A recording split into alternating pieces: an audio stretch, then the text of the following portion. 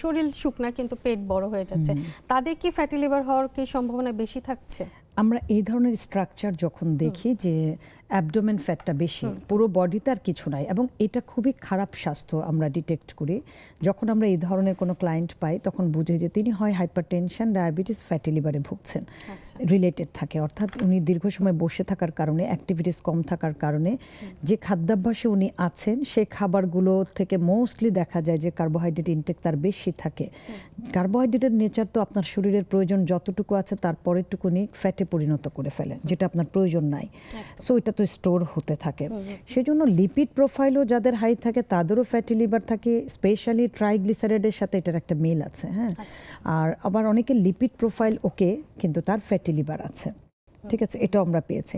So long time বসে থাকা, inactive life, এখানে তখন লিভারের যে কাজগুলো আছে আপনার শরীরের বেস্ট হরমোনগুলোকে সিক্রেশন অ্যাক্টিভ করানোর জন্য কিন্তু লিভার কাজ করে। আর আপনার যদি ওয়ার্কআউট না থাকে তখন তো আপনার হরমোন সিক্রেশন ওভাবে ভালো হবে না। মোস্টলি পুরুষের ভিজুরাল ফ্যাট এবং উইমেনদের হলো সাবকিউটিনাস ফ্যাট হয়। এখানে হরমোনগুলো রিলেটেড, যেমন টেস্টোস্টেরন, ইস্ট্রোজেন, প্রোজেস্টেরনের কিন্তু একটা বিষয় থাকে যার সাথে কিন্তু লিভারের কাজ আছে। সো এই যে বসে থাকা এবং অ্যাবডোমেন ফ্যাটে মোস্টলি আমরা ফ্যাটি লিভার পাই।